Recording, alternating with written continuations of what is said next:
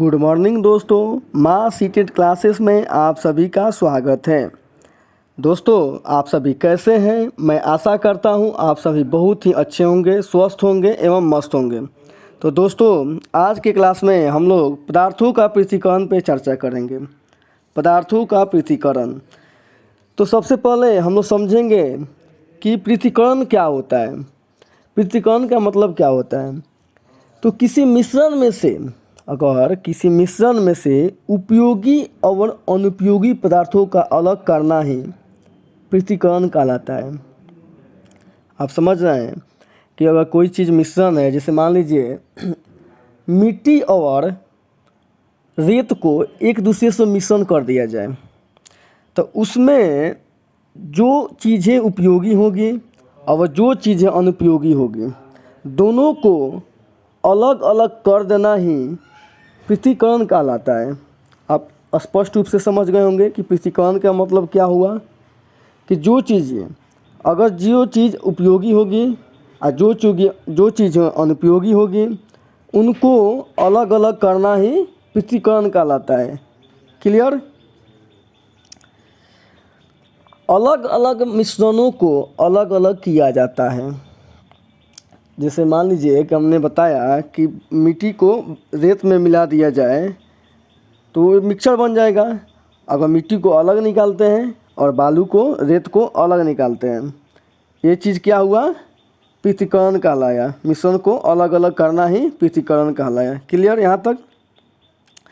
फिर हम लोग पढ़ते हैं, दैनिक जीवन में हम ऐसे बहुत से उदाहरण देखते हैं जिनमें हम पदार्थों के किसी मिश्रण से पदार्थों को पृथक करते हुए देखते हैं। मैंने पहले ही बता चुका है कि इसमें क्या करना है, दोनों को अलग अलग मिश्रण को करना है।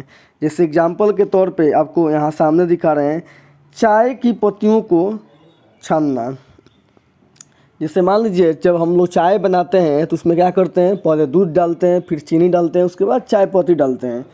तो उसमें क्या होता है कि चाय जब बनता है तो दूध में चीनी मिश्रण हो जाता है। चाय पत्ती का जो पत्ता होता है उसमें का जो अंश आता है वो दूध में मिश्रण हो जाता है, लेकिन जो चाय पत्ती आता है वो मिश्रण नहीं हो पाता है। तो इसलिए हम लोग क्या करते हैं कि चाय को चाय छन्नी से छानते हैं तो जो चाय है, चाय अलग हो जाता है और चाय पत्ती अलग हो जाता है। यह चीज़ क्या कहलाता है?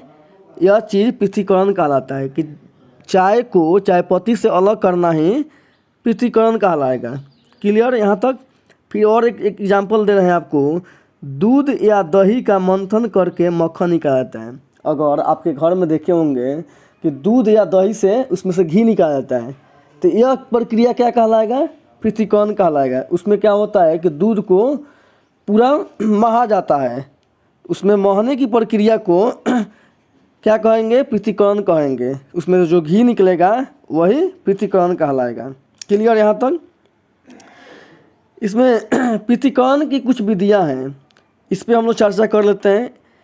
पहला विधि है हस्तचयन विधि है, दूसरा विधि थ्रेसिंग विधि है, तीसरा विधि निष्पादन विधि है, चौथा चालन विधि है, पांचवा अवसादन विधि है, छठा निस्तारण विधि है, सातवां निस्यंदन विधि है।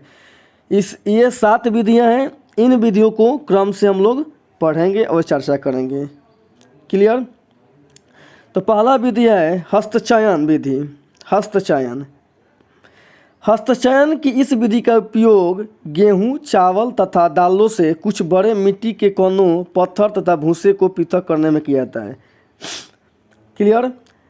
देखिए, आप लोग के घर में, चाहे सभी के घर में, गेहूं और चावल जो होते हैं, जब पकाने के पहले क्या होता है कि चावल को हम लोग एक थाली में ले लेते हैं और उसमें कुछ कणे होते हैं, तो उन कणों को हम लोग निकालते हैं। उन कणों को निकालने की प्रक्रिया को क्या कहते हैं? हस्तचयन विधि करते हैं। जैसे गेहूं होता है, गेहूं के सूप में हम लोग लेते हैं और जो उसमें भूसा रहता है, भूसा को निकालने की प्रक्रिया को क्या कहते हैं? हस्तचयन करते हैं। यानी कि उसमें हाथ से हम लोग उसमें एक एक कण को हम लोग छांटते हैं। क्लियर? जब भी हम लोग को खाना पकाना होता है तो खाने पकाने के पहले हम लोग थाली में दाल हो या चावल हो, उसमें के जो कण होते हैं, छोटे छोटे कण होते हैं, उन कणों को हम लोग अपने हाथों के द्वारा निकाल लेते हैं। उन प्रक्रिया को हम लोग क्या कहते हैं? हस्तचयन विधि।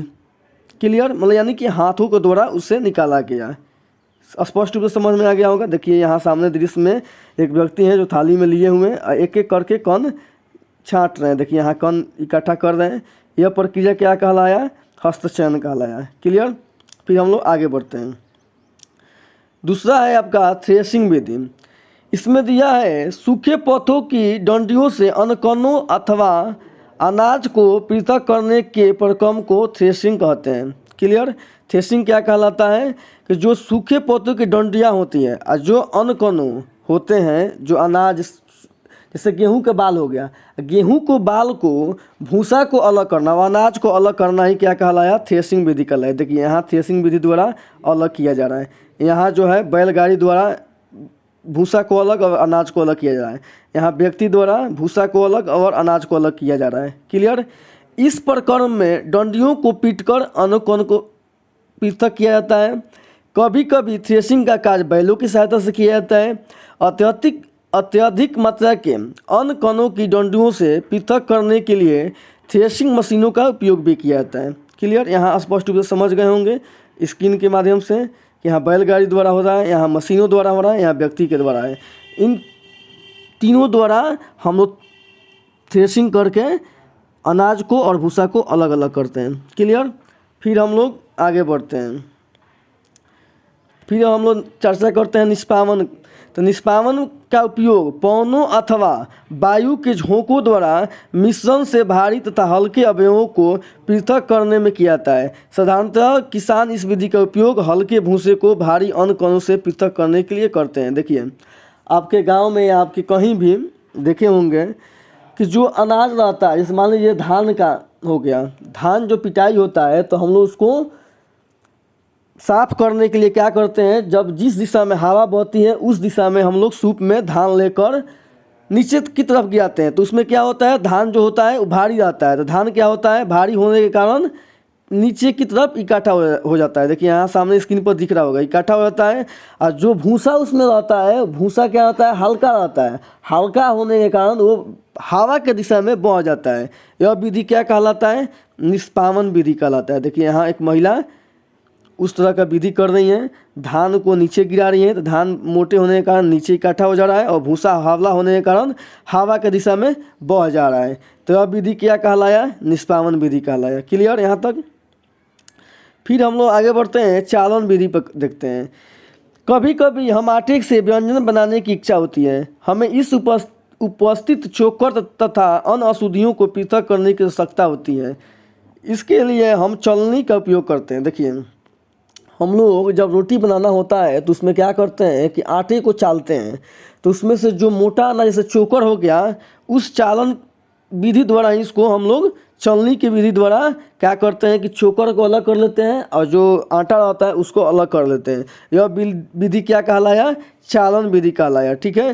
जैसे आप लोग के घर बनते समय देखे होंगे कि बालू, तो बालू को चलनी द्वारा हम लोग चालते हैं। देखिए यहाँ एक व्यक्ति चाल रहा है, तो उसमें क्या होता है? कुछ कंक्रीट होता है, मोटा मोटा कंक्रीट होता है। तो चलनी द्वारा हम लोग चाल लेते हैं। तो जो शुद्ध बालू होता है उसको हम लोग अलग कर लेते हैं और जो मोटा मोटा कण होता है उसको हम लोग अलग कर लेते हैं। यह विधि क्या कहलाता है? चालन विधि कहलाता है। क्लियर? फिर हम लोग आगे बढ़ते हैं, फिर चर्चा करते हैं असाधन निस्तारण तथा निस्यंदन पे। क्लियर? कभी कभी मिश्रण के अवयवों को निष्पावन अथवा हस्तचयन द्वारा पृथक करना संभव नहीं होता है। कभी कभी जो मिश्रण का अवयव होता है तो निष्पावन अथवा हस्तचयन में हाथों द्वारा पृथक करना संभव नहीं होता है। उदाहरण के लिए चावल तथा दाल में धूल, मिट्टी जैसे हल्के कण हो सकते हैं। चावल तथा दालों को पकाने से पहले जल से धोया जाता है। जैसे मान लीजिए कि चावल जो है गेहूँ है तो उसमें धूल जैसे और मिट्टी जैसे होता है, तो उस धूल को हाथों द्वारा तो हम लोग निकाल नहीं सकते हैं। तो इसमें क्या करते हैं कि जो धूल और चावल और गेहूँ रहता है तो उसको हम लोग क्या करते हैं कि पानी में डाल देते हैं। तो पानी में हम लोग डालते हैं, तो पानी में डालते हैं तो हम लोग धूल क्या होता है कि घुल जाता है। तो पानी में धूल जाता है और जो चावल होता है और गेहूँ होता है ऊपर की तरफ मतलब कि हो जाता है। तो उसमें क्या करते हैं कि हम लोग छान लेते हैं, हाथों द्वारा छान लेते हैं। तो वही इसमें उदाहरण दिया है कि निष्पावन में हस्तचयन तथा द्वारा पृथक नहीं संभव होता है, इसलिए हम लोग उसमें पानी द्वारा करते हैं। क्लियर? कुछ कंडीशन में ऐसा होता है। फिर हम लोग आगे बढ़ते हैं। मिश्रण में जल मिलाने पर भारी अवयवों के नीचे तली में बढ़ जाने की प्रक्रम अवसादन कहलाते हैं। अवसादन कौन कहलाता है कि मिश्रण में जल मिलाने पर भारी अवयवों के नीचे तली में बढ़ जाने की प्रक्रम को अवसादन कहते हैं। देखिए यहाँ दिया है अवसादन। देखिए यहाँ जल में मिट्टी नीचे जो भारी मिट्टी होता है उसमें नीचे की तरफ परत में बढ़ जाती है जल में, और पानी के जो हल्का आता है ऊपर की तरफ होता है, वह प्रक्रिया क्या कहलाता है? अवसादन प्रक्रिया कहलाता है। क्लियर?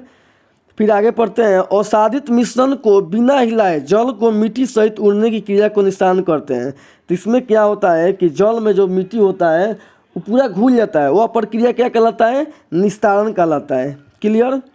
फिर यहाँ कुछ नोट दिया हुआ है कि तेल तथा जल को उनके मिश्रण से इस विधि द्वारा पृथक किया जा सकता है। जो तेल होता है तो जल को उनके मिश्रण से दोनों को मिलाया जाता है, इस विधि द्वारा अलग किया जा सकता है, पृथक किया जा सकता है। क्लियर? फिर हम लोग आगे बढ़ते हैं। चाय तैयार करने के बाद आप चाय की पत्तियां पृथक करने के लिए अक्सर आप छलनी छन्नी का उपयोग करते हैं। इस प्रक्रम को निस्यंदन कहते हैं, फिल्टर करना कहते हैं। क्लियर? निस्यंदन किसे कहते हैं कि जो चाय हम लोग बनाते हैं, चाय बनाने के बाद जो चाय पत्ती होता है उसको छानते हैं, यह प्रक्रिया क्या कहलाता है? निस्यंदन कहलाता है। निस्यंदन समझ गए क्या कहलाता है? कि जो चाय होता है और चाय को चाय पत्ती से अलग करना ही क्या कहलाता है? निस्यंदन कहलाता है। क्लियर? फिर हम लोग आगे बढ़ेंगे वाष्पन पर। वाष्पन, एक बीकर में थोड़ा सा जल लेकर उसमें 2 चम्मच नमक डालिए तथा अच्छी तरह हिलाइए। नमक के जल से भरे बीकर को गर्म कीजिए, जल को उबाल कर उड़ने दीजिए। इस क्रियाकलाप में हमने मिश्रण से जल तथा नमक को पृथक करने के लिए वाष्पन की प्रक्रिया का प्रयोग किया। क्लियर? क्या होता है वाष्पन? क्या कहलाता है? जैसे मान लीजिए आप लोग चावल बनाते होंगे, चावल बनाते समय उसमें से भाप बिकता है। जब उस भाप को हम लोग किसी थाली के द्वारा तोप देते हैं, तो जब थाली को ऊपर की तरफ उठाते हैं तो उसमें देखे होंगे कि बूंदा बूंदा की तरह दिखता है, वही क्या कहलाता है? वाष्पन कहलाता है। क्लियर? क्या कहलाता है? वाष्पन कहलाता है। फिर हम लोग पढ़ेंगे वाष्पन तथा संघनन। ठीक है? रेत और नमक का मिश्रण लीजिए, इससे आप कैसे पृथक करेंगे? हमने पहले भी देखा है कि हस्तचयन विधि इसके पृथक करने के लिए व्यवहारिक नहीं होगा। पहले भी हम लोग बता चुके हैं कि रेत और नमक का मिश्रण लीजिए, ऐसे आप कैसे पृथक करेंगे? हमने पहले भी देखा है कि हस्तचयन विधि मतलब हाथों द्वारा यह विधि नहीं किया जा सकता है। वाष्पन द्वारा वाष्पन का जो संघनन होता है अलग अलग हम लोग हाथों के द्वारा नहीं कर सकते हैं। क्लियर यहाँ तक? इस प्रकार हमने मिश्रण से नमक, रेत तथा जल को निस्तारण, निस्यंदन, वाष्पन तथा संघनन विधियों को प्रयोग कर सफलतापूर्वक पृथक किया है। क्लियर यहाँ तक? देखिए यहाँ सामने स्क्रीन पर आपको दिख रहा होगा। देखिए एक यहाँ जो हमने बताया, एक चाय का ये कटोरी है, इसको जो थाली से इसमें से क्या हो रहा है कि भाप बिग रहा है। ये थाली यहाँ पर लगाया हुआ है, तो ये जो भाप बिग रहा है थाली पर, देखिए यहाँ बूंदा बूंदा जैसा दिख रहा है, यही प्रक्रिया क्या कहलाता है? वाष्पन प्रक्रिया कहलाता है। इसमें क्या है कि एक बीकर में जल है, इसको नीचे बूंद की तरह नीचे की तरफ गिर रहा है। यहाँ देखिए वाष्प मतलब कि तैयार हो रहा है। क्लियर यहाँ?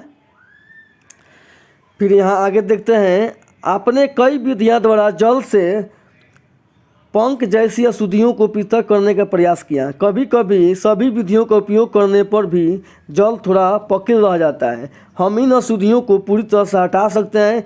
इस निस्यंदित जल को एक गिलास में लीजिए, फिटकरी को एक टुकड़े को धागे से बांधकर इस जल में निलंबित करके घुमाइए। क्या जल स्वच्छ हो गया? आपको ये समझ में आ गया होगा। इसके बारे में पढ़ लीजिएगा, देख लीजिएगा। आज का वीडियो यहीं तक हम रखते हैं। आप लोगों को पूरा तरीके से समझ में आ गया होगा आज मैंने क्या समझाने की कोशिश किया है। तो अगले क्लास में हम लोग अगले टॉपिक के साथ पढ़ाई करेंगे। धन्यवाद।